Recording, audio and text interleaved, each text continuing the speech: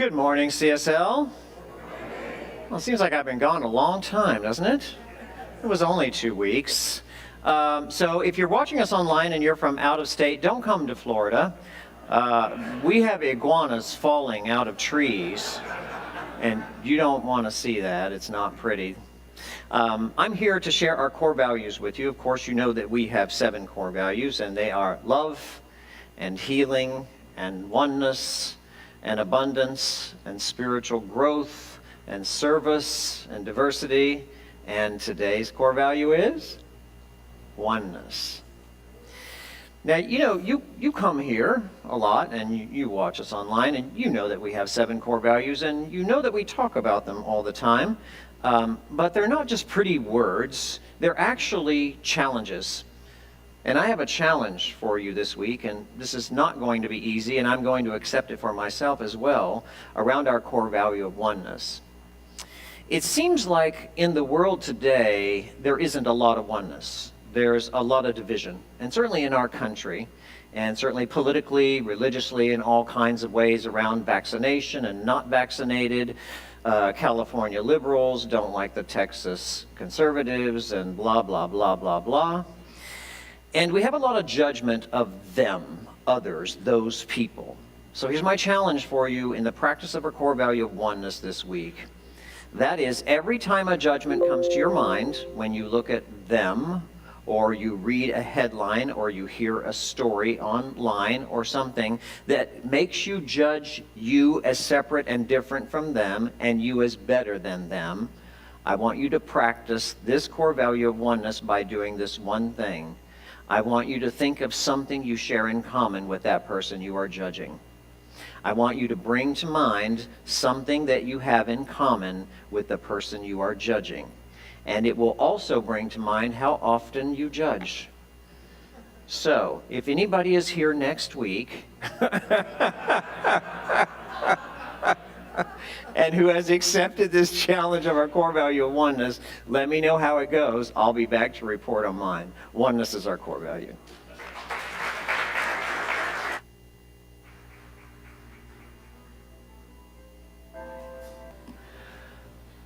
So one of the qualities of spiritual maturity, when you reach a point when you stop thinking about yourself and you start thinking about what you can do for others, is called service. It's also one of our core values. And I want to bring a highlight to someone who has given great service to CSL over many, many, many years. And I want to begin my lesson today by letting you know that Michael Blank, who's been in the AB booth for many, many years, this is his last Sunday. He's moving to New Jersey. Don't know why, but but you will be greatly missed, and I surely, surely appreciate all that you have given to CSL. Would you please help me thank Michael Blank?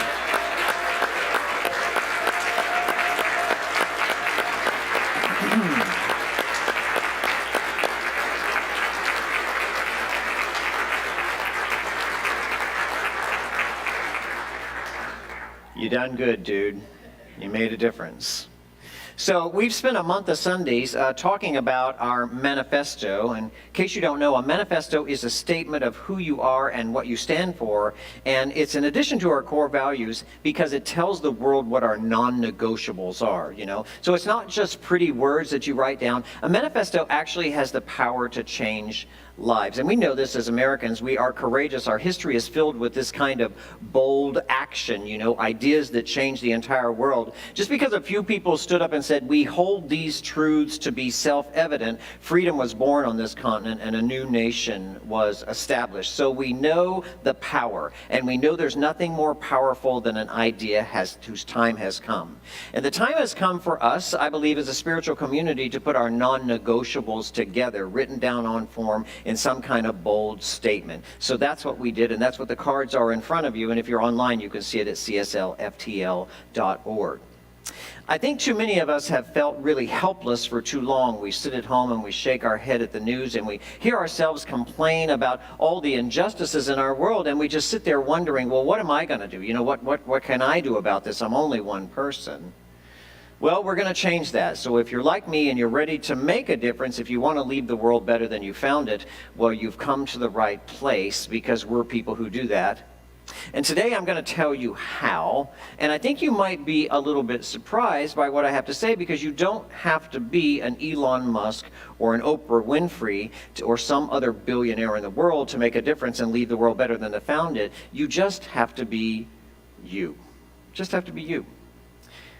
One of my favorite movies is the American cult classic, It's a Wonderful Life. It's such an iconic part of our American fabric that I know that you already know what the plot is. It all centers around the character George Bailey, and he's at his wit's end, and he believes the world would be much better if he didn't have it, if he didn't have a life at all, if he'd never been born. And so he jumps in the frozen river, right? You remember this. So he's rescued by his guardian angel Clarence, who grants him his wish. He said, if I wish I'd never been born. And so he erases George Bailey from the world. And then George gets to see the impact that he actually had, his life had on others.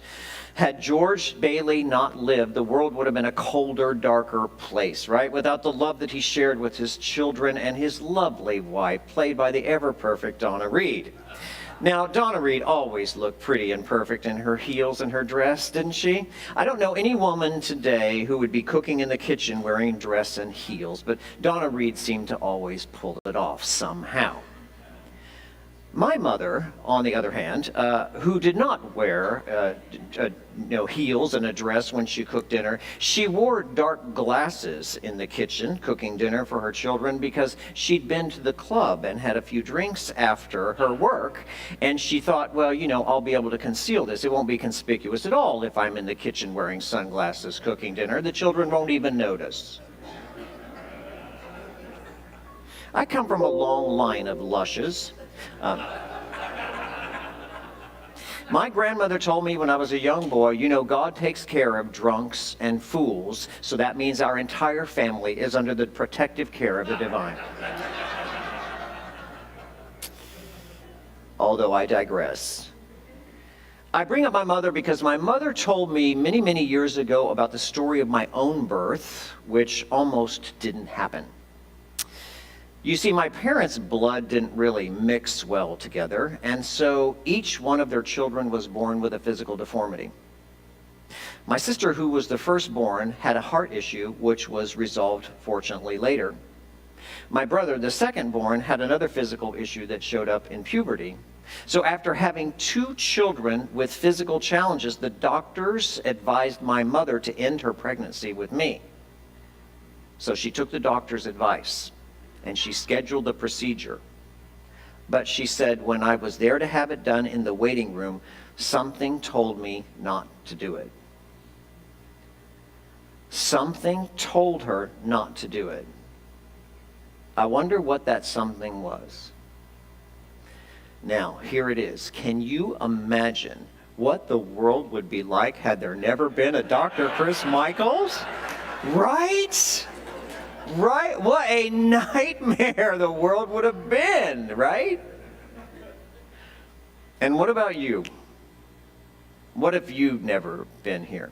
How do you think the world would have ended up without you giving your love and your joy and your heart and your wisdom? Just think of all the people that wouldn't even be here on the planet had you not been born. If you have children, then you have grandchildren, and you have a legacy of generations of people that would not even be here.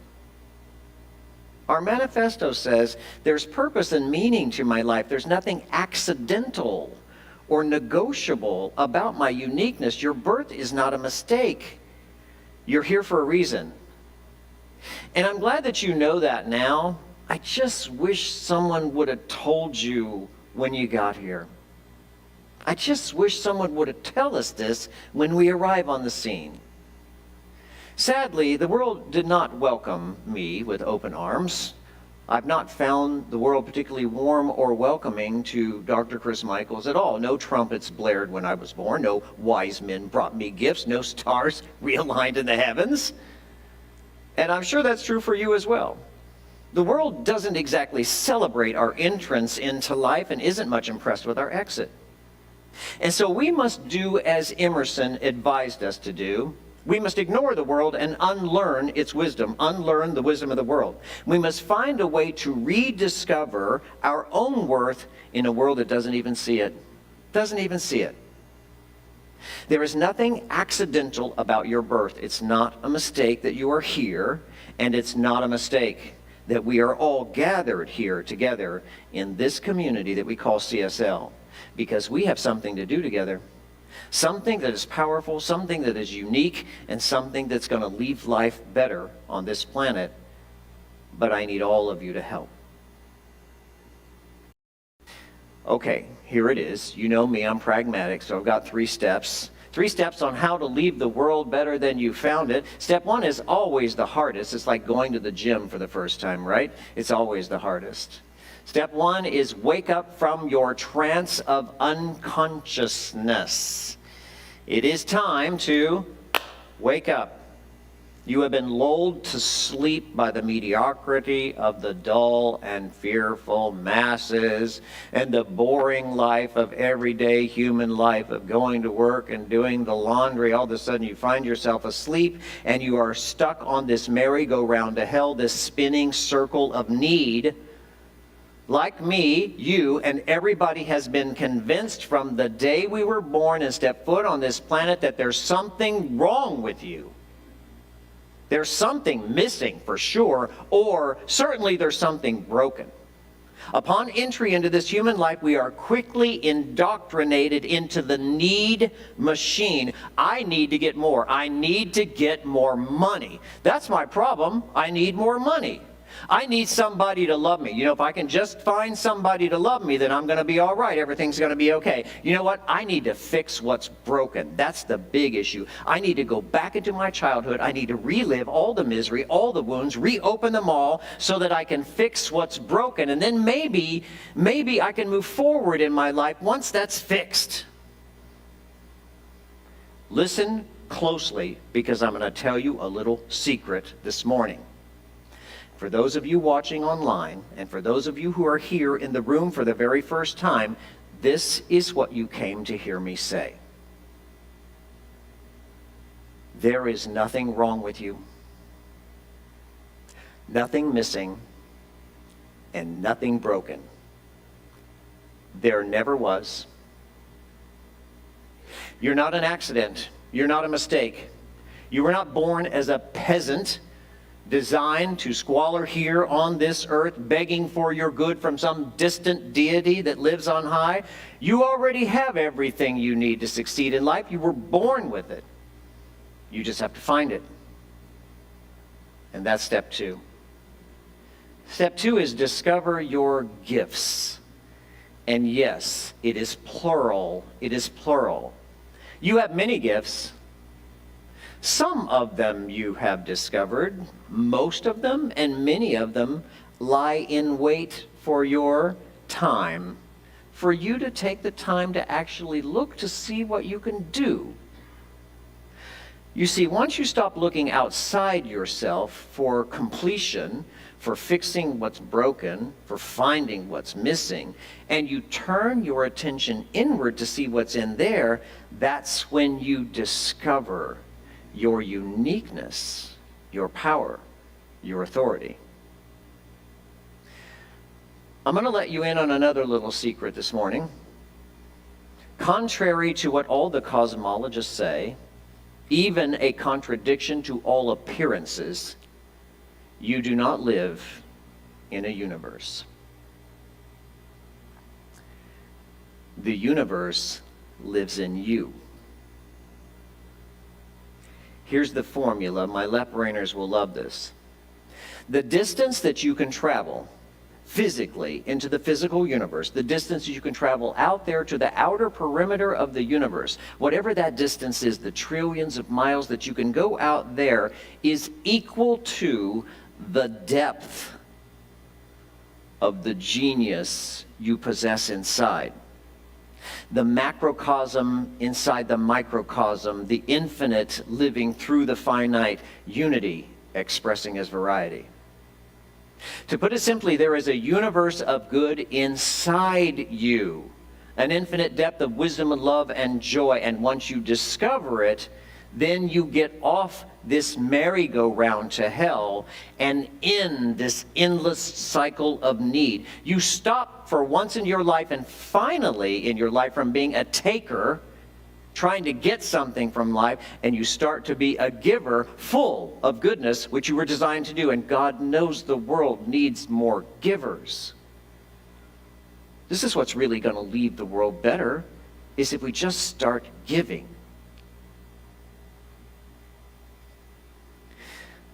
I've been in this teaching for a while, quite a while, long time.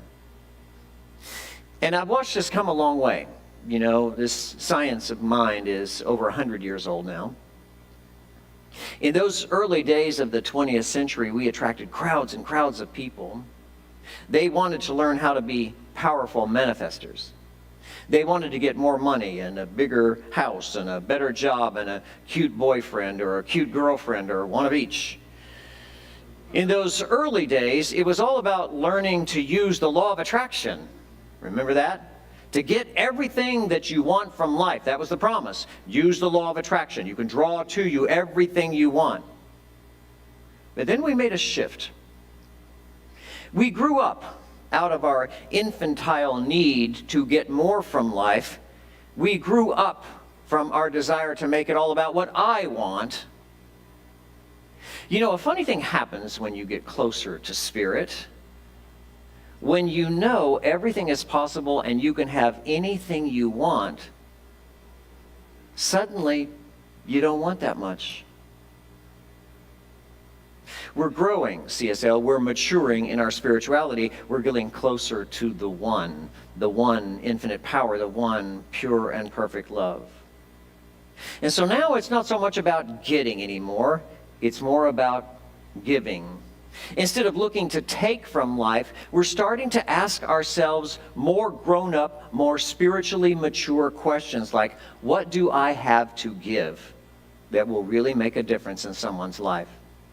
How can I leave this world better than I found it? What wrong do I see that I can make right? So that was step 2, discover your gifts. And when you do discover your gifts and you start giving them, you make another shift. You stop being one of the world's problems and you start being one of its solutions. Step 3, live. Don't visit. Don't rent. Live in joy. You know, when you look at all of the hardship, the suffering, and the injustice in the world, it's very easy to forget that you're supposed to be happy. It's easy to forget that life is supposed to be a joyful adventure, not some miserable experience that you just suffer through. Here's my advice. Get out of your head. Get out of your head and get back to your heart. Let it lead you for a change. If the people you're hanging out with are a joyful addition to your life, then spend more time with them. And if they're not, get as far away from them as you can.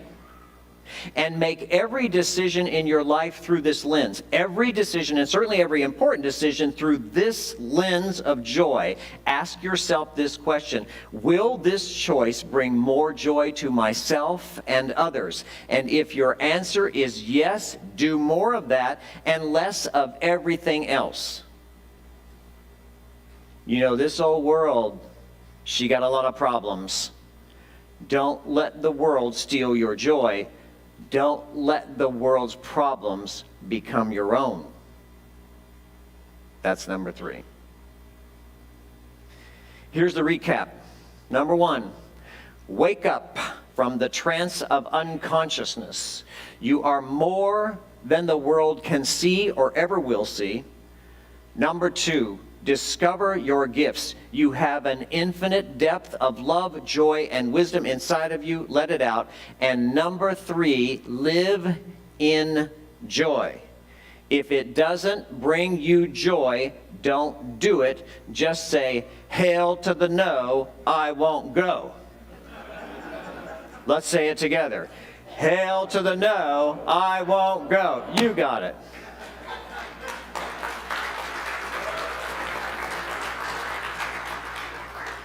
Look, I'm not an inventor, and so I'm not going to invent something that's going to change the world. I'm not a philanthropist. I don't have millions of dollars to give away, and I'm clearly not the outdoorsy type. So I'm not going to go dig a well in Africa. I've got a voice, and I can use it the way Spirit intended me to use it, which is to lift others up. And I've got passion, and I can use that passion to make the dream a reality of creating a world that works for everybody, not just the 1%. And I've got you, babe. And when you pull us all together, I think we can be pretty powerful. Let's work together to leave the world better than we found it. And so ends the lesson.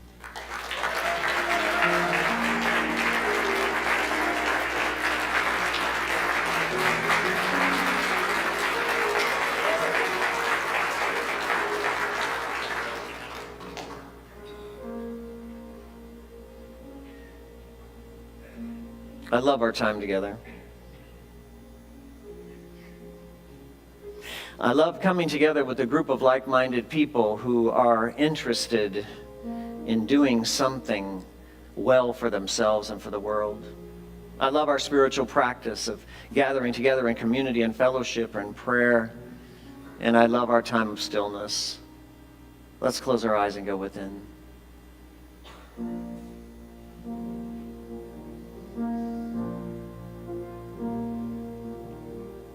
I breathe out, I breathe in, I am still, I go within.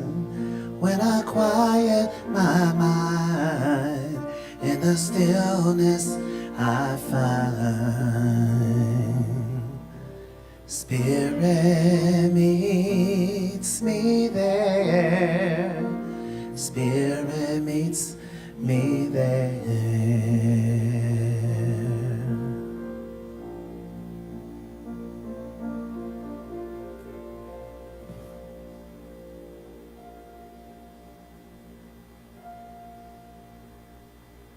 I am conscious and I'm awake. And I am aware of my power, my love, and my authority. I am created in the image and likeness of wholeness and perfection. I come from God, and so do you. We are here, awake and conscious, open-hearted, ready to share love. Open-minded, ready to expose the wisdom and the genius that lives inside of us. We are here to bring to life the presence of Spirit. Any lesser definition of myself that I've accepted, any lesser idea of who I am, is fading into my past. There ain't nothing wrong with me. There is nothing broken. And there are no missing pieces. This is true for you and for all of us. We are whole and perfect and complete. Beautiful, loving creatures, spirits created. We forgot. We just forget sometimes. Let's take a minute to remind ourselves of this truth, to remember it. Let's go within and be still. Peace has been restored to my mind. The question of am I worthy has been answered. I am worthwhile.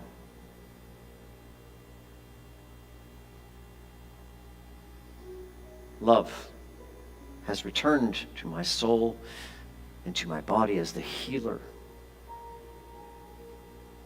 With me again, all is well.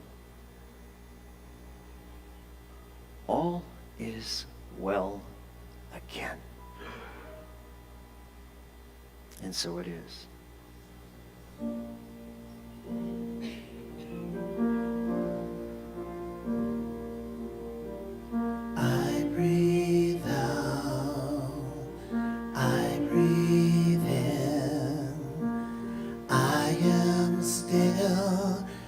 echo within when I quiet my mind.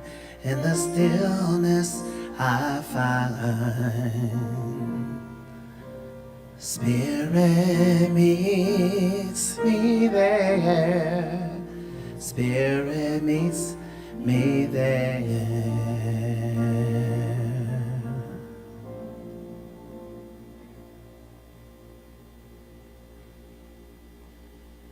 Okay, we close our service with our closing affirmation and prayer, and yours is probably just like mine because we saw to it that it is. I did not write this. Reverend Skip Jennings wrote this, and this is what he said.